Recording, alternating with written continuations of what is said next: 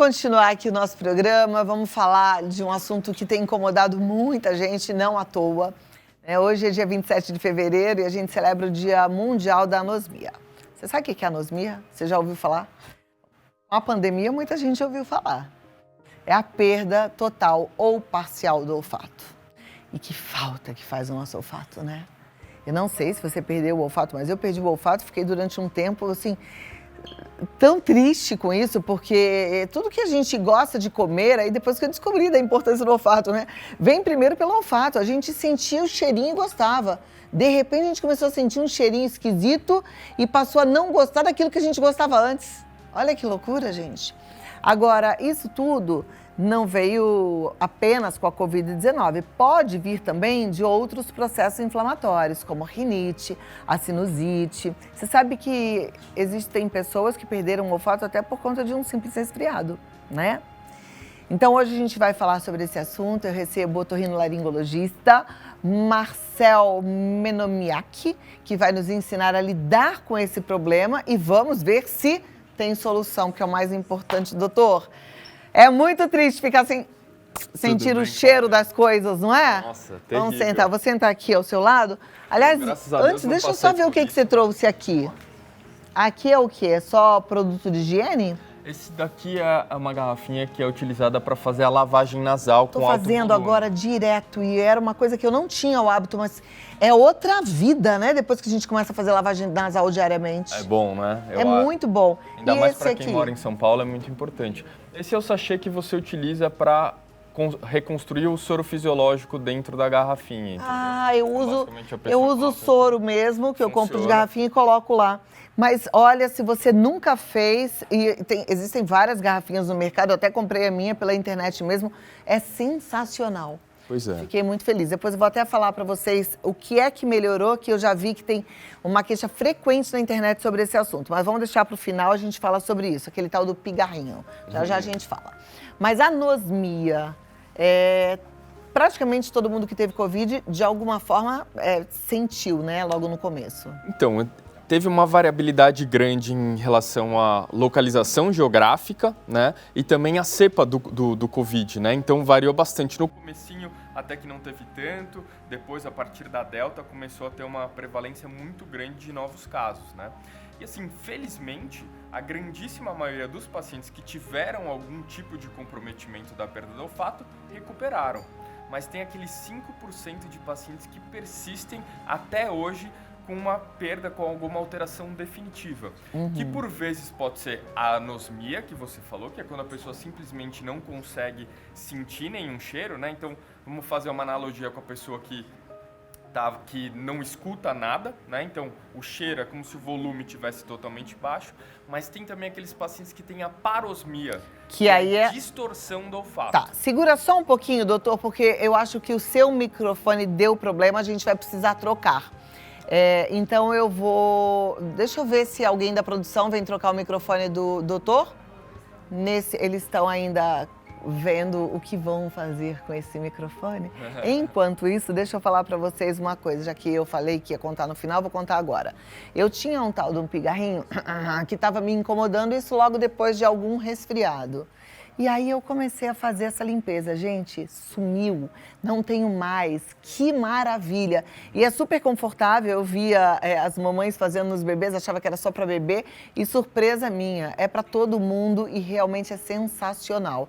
Olha, eu não sei se todo mundo pode ou deve fazer, mas eu já ouvi aqui a indicação de um dos profissionais da otorrinolaringologia dizendo que é interessante, mas vou aproveitar que agora o doutor já está com o microfone, já que eu entrei nesse assunto, e perguntar, todo mundo pode fazer a lavagem nasal? A lavagem nasal, sim, ainda mais quem mora em São Paulo, né? Eu costumo dizer que é até uma questão de higiene, né? A gente está exposto a tanta poluição e outros fatores que irritam o nosso nariz, então ele pode ajudar muito. Existem alguns tipos, né? Tem tanto o sprayzinho que a gente utiliza, como esse tipo que é a lavagem nasal em alto volume, né? Que é o que a gente tem visto muito nos vídeos de Instagram, que é o líquido que entra por um lado e sai pelo outro. Maravilhoso. Eu fazia muito uso do spray, né, do Maresis, eu não sei se tem outras marcas, mas eu usava muito esse. Já fiz o uso do gel, né, daquele hidratante que é interno também.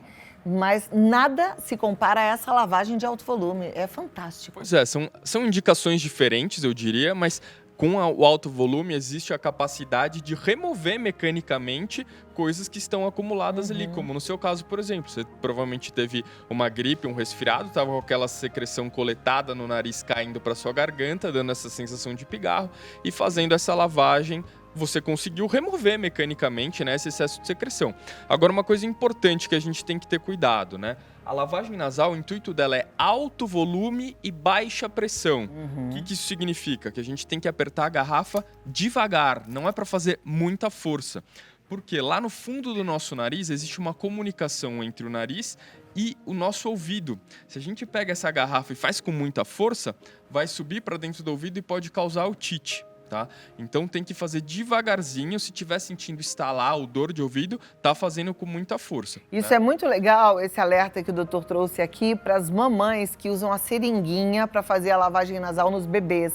Eu já vi mamãe fazendo tss, e não é assim.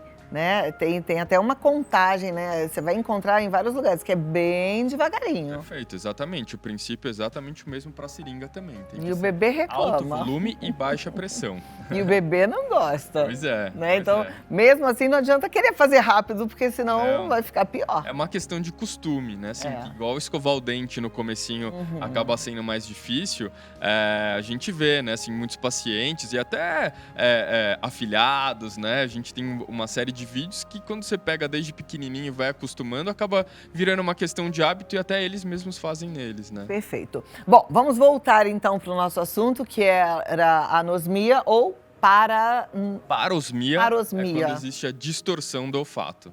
Tá. Muita gente, por exemplo, depois da Covid teve anosmia e parosmia. Sim. E aí depois ficou só com a parosmia. Ela tem níveis diferentes? São duas coisas diferentes, né? Mas assim, a história natural mais comum de todas é a pessoa que perdeu o olfato totalmente na crise aguda ali do Covid, e aí depois de 2, 3 meses, a hora que já estava tendo alguma recuperação, de repente teve uma distorção.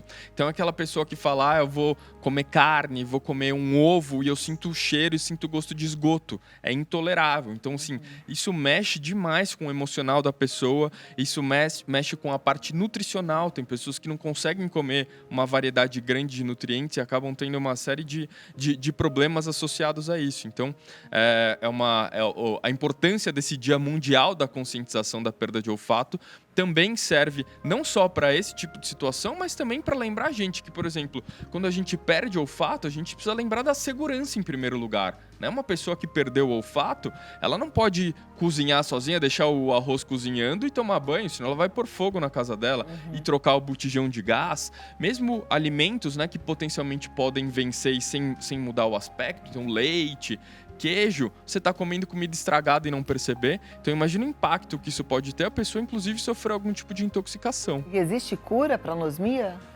Quando a gente fala anosmia, a gente está falando principalmente do sinal, né, da alteração. Mas assim, são várias as causas, né, que estão associadas, e por isso que é muito importante também que o paciente que tem alguma alteração no olfato procure o médico, né? Não tente ficar fazendo tratamento sozinho. Então, pode ser desde uma perda pós-viral, que é a mais comum, né, seja associada ao Covid, seja associada a uma gripe ou a um resfriado, pode ser um sinal de um tumor, pode até ser a perda de olfato, para você ter uma ideia, é um dos primeiros sintomas de doenças neurodegenerativas, como Parkinson e Alzheimer, né? Então, um paciente mais idoso, inclusive, é uma forma da gente fazer um screening, né? Da gente triar aquele paciente que pode iniciar algum tipo de comprometimento cognitivo.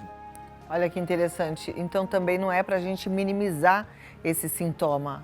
Eu não estou com olfato, não sinto cheiro das coisas, mas isso aí deve ser só um resfriado que eu tive. Não, é importante investigar. E é o que acontece, né? Se a gente for fazer uma comparação, por exemplo, a pessoa que perde a visão ou que perde a audição, como é uma coisa que traz aquele impacto imediato no dia a dia, ela já vai procurar ajuda, tem alguma coisa de errada. O olfato, em geral, a pessoa vai deixando lá pra frente, não liga muito, qualquer hora vai melhorar, até tá dificultando aqui um pouquinho minha alimentação, mas tudo bem, vida que segue, né? E muitas vezes ela pode ser a primeira manifestação de alguma doença mais grave, um tumor, alguma coisa desse tipo. Então, é importante não só pra gente fazer esse diagnóstico correto, mas também, dependendo da causa, a gente iniciar o tratamento o mais precoce possível, porque depois que existe uma sequela já de longo tempo, a chance da gente conseguir uma reversão é muito mais difícil. Em que chances há reversão? É difícil a gente generalizar, né, novamente. Então, assim, no paciente pós-viral, né, a grandíssima maioria dos pacientes tem uma recuperação espontânea, né? Agora tem aqueles 5% que seguem com uma repercussão grande. Então varia muito da causa. Por exemplo, um paciente que tem uma rinocinusite crônica, por exemplo, se ele faz um tratamento adequado, seja medicamentoso, seja cirúrgico, existe uma boa chance dele recuperar, né? Agora tem aquele paciente, por exemplo, que tem a anosmia congênita, que já nasceu por conta de alguma atrofia em algum ponto ali da via olfatória, a chance desse paciente ter alguma experiência olfatória já é muito mais baixa. No caso de uma doença mais grave, eu imagino que só se tivesse a remissão total da doença, né?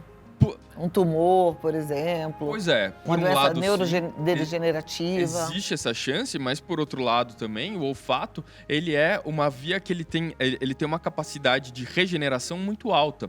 E é por isso que um dos principais tratamentos é o que a gente chama do treinamento olfatório, né? Que basicamente a gente pega os óleos essenciais ou mesmo as substâncias do dia a dia e realmente estimula. Então, por exemplo, pego a essência do limão, fecha o olho, tenta lembrar daquele cheiro do limão, faz uma inspiração natural para a gente estimular essa via olfatória, né? Então, inclusive, acaba sendo uma das formas de tratamento e que ajuda, inclusive, nos próprios pacientes com doenças neurodegenerativas, entendeu? Eu tive anosmia, como tanta gente teve na época da Covid, perdi o olfato, e depois eu tive uma parosmia.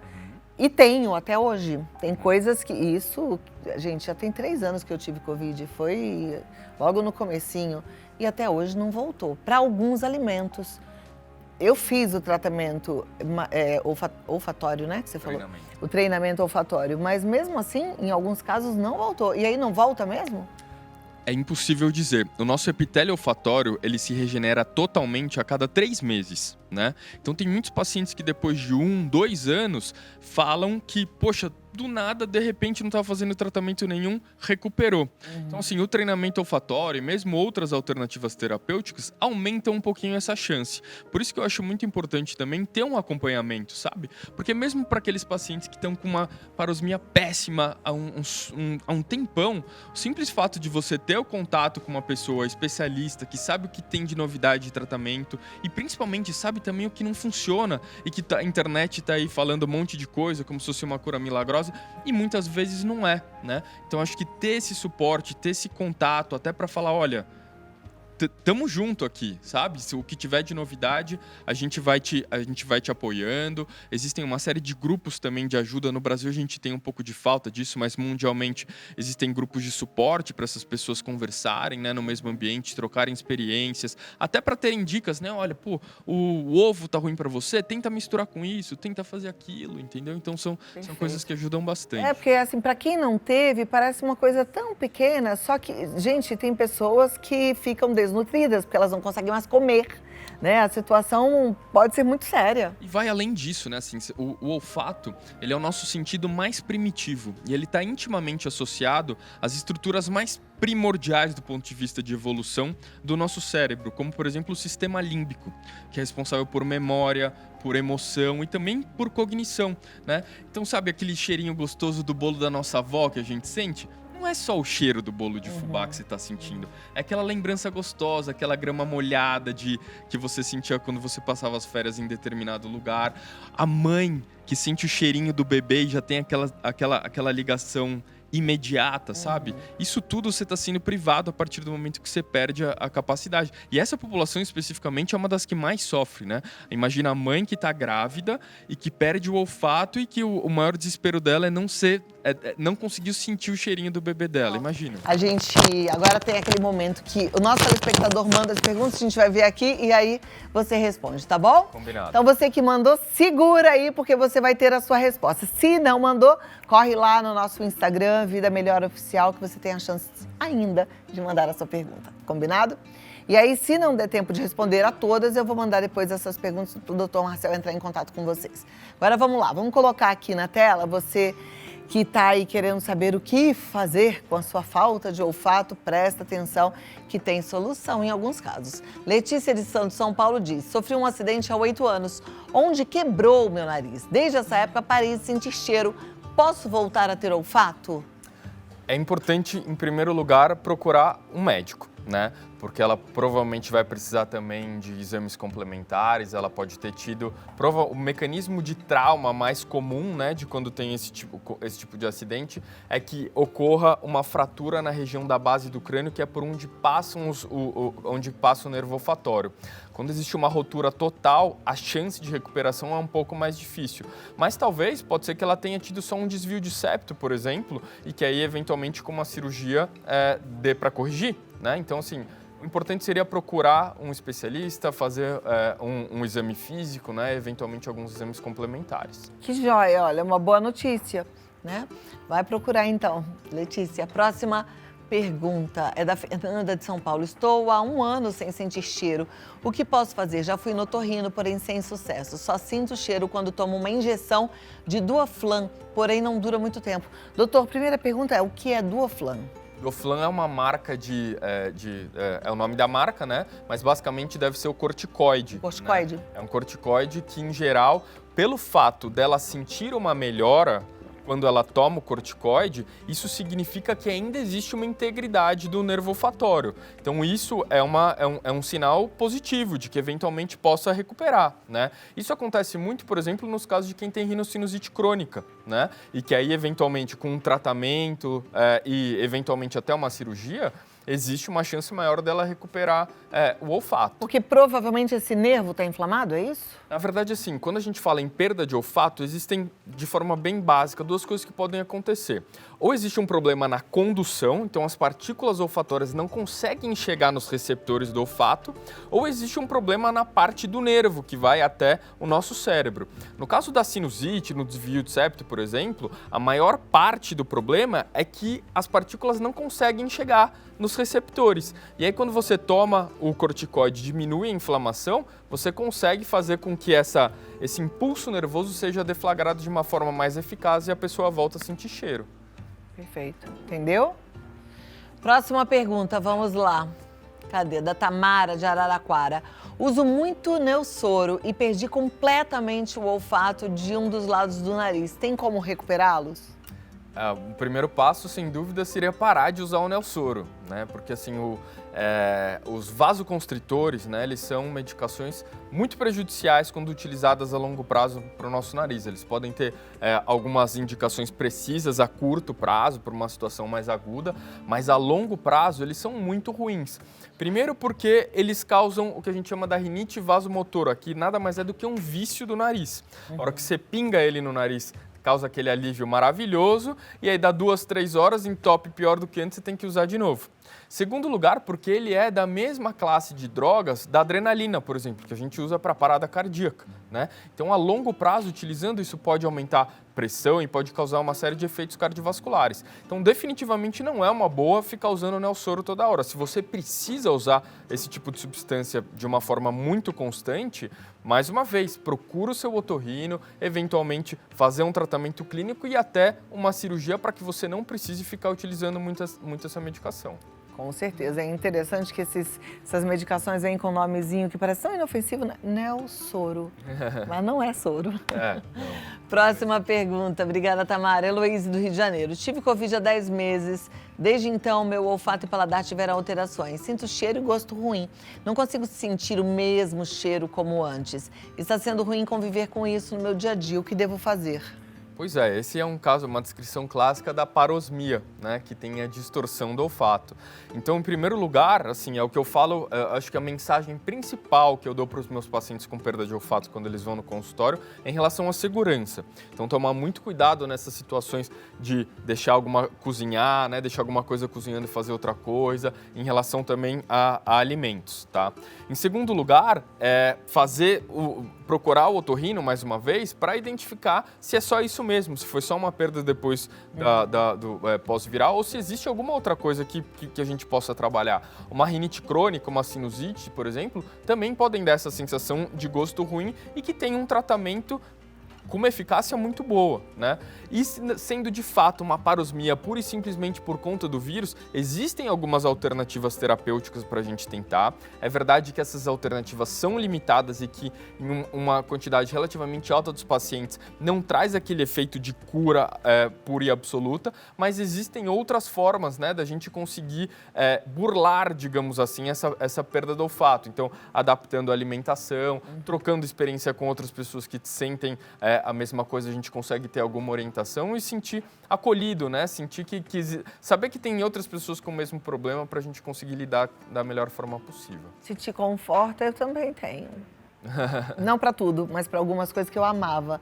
E coisas bobas, que daí você fala, gente, como é que pode? Eu não consigo mais sentir aquele cheirinho da pipoca. Né? Eu adorava aquele cheirinho. Então, assim, comer pipoca hoje em dia para mim não é tão prazeroso, porque é engraçado que como prazer está associado ao cheiro, né? O amendoim, o maracujá, a goiaba e outras coisinhas mais. É mesmo? Mudou e mudou. E tá no que não volta. Mas vamos lá. Boa sorte, Heloíse. Próxima pergunta, deixa eu ver, deixa eu rodar aqui. Josué Montes Claros. Faz 15 dias que comecei a sentir cheiro de fumaça em minhas narinas. Tem tratamento para curar esse sintoma? Ai, tô adorando essas perguntas, gente, que eu sinto tudo isso. Eu sinto cheiro de óleo queimado, às vezes, sabe? Óleo diesel, parece que tem gasolina na minha casa em combustão. Mesmo sem ter um estímulo. Nenhum estímulo. Então, isso entra dentro dessa família da parosmia, existe uma que chama fantosmia, que é a percepção olfatória, mesmo sem ter nenhum estímulo ali, né? Em geral, ela está associada também a cheiros ruins, cheiro de fumaça, cheiro de queimado, cheiro de podre, né? E aí a forma como a gente encara é muito semelhante à da parosmia também. Vamos investigar, ver se não tem, tanto a parte do nariz quanto o nervo olfatório estão tudo bem, se não tem nenhuma alteração, e seguir com todas as medidas que eu já expliquei aqui. Você, na sua prática clínica, acha que tem um bom prognóstico para isso? Varia muito de acordo com a etiologia, né, com o que causou e com o tempo de evolução. Então, os pacientes que acabaram de ter algum problema, a chance de ter uma melhora é muito boa, né? Os pacientes que a gente estava mais preocupado são esses da parosmia, né, que já estão ali, tiveram Covid, já estão ali há 9 meses, 11 meses, 1 ano e não melhoraram, mas felizmente, assim, e mesmo fazendo alguns tratamentos, né? E aí, felizmente, do nada, existe algum gatilho que é aquilo que eu falei, né? Da regeneração do epitélio. Então, assim, não perder a esperança. Sempre existe essa chance do nosso próprio corpo, né? Conseguir cicatrizar e trazer uma melhora nesse sintoma que é tão incômodo. Perfeito. Bora, Josué, tentar achar a solução. Próxima pergunta da Aline de Bauru. O treinamento olfativo para a recuperação do olfato é mais efetivo com respirações profundas ou curtas? Com respirações naturais, que basicamente são curtas, né? Então, se a gente faz muito forte, essa não é a nossa respiração natural, não é a melhor forma da gente entregar as partículas odoríferas lá para a região do epitélio do nosso olfato. Então, respirando naturalmente, como se você fosse apreciar um prato de comida ou fosse fazer um teste de um perfume, né, em alguma loja de perfumaria. Fazer uma inspiração natural e não forçada. Tá, joia. Obrigada, Aline, pela participação. Respiração natural. Acabaram as perguntas aqui. Deve ter mais perguntas no Instagram e aí eu vou pedir para a produção enviar para você essas perguntas. Deixa eu só pegar sua fichinha aqui que eu quero passar seus contatos, doutor, que vai ajudar. Cadê? Eu não tô sem a fichinha do doutor. Deixa eu pedir para a produção.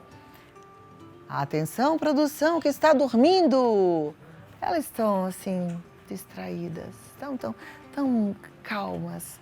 Venha. Obrigada. Toma essa e eu fico com essa. Olha, Dr. Marcel Miyake, otorrinolaringologista, médico assistente do Departamento de Otorrinolaringologia da Santa Casa de São Paulo. Ele está no DR Marcel Menon, tá certo? Perfeito. Marcel Menon. Você pode entrar em contato, siga, porque você vai estar bem acompanhado. Se você tiver alguma dúvida, pode mandar para ele. A gente também vai encaminhar depois as perguntas para o doutor. E até a próxima. Tem alguma recomendação final para deixar pra gente? Sim, essa semana, né, como você anunciou, é a Semana Mundial da Conscientização da Perda do Olfato, né?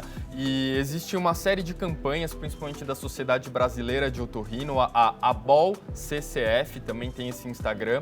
Então vão ter várias campanhas, né, e anúncios dando informações e algumas lives em todos os dias dessa semana. Então, se esse é um tema importante, acompanhe as redes sociais da ABOL e no meu Instagram também eu dou todas as orientações. Maravilha. É ABOL, A-B-O-L. ABORL CCF. A-B-O-R-L é Borrow. ABORL CCF. CCF, perfeito. Ok? Até a próxima, Cláudia, foi um prazer prazer te é meu, receber, obrigado. viu? Muito obrigada.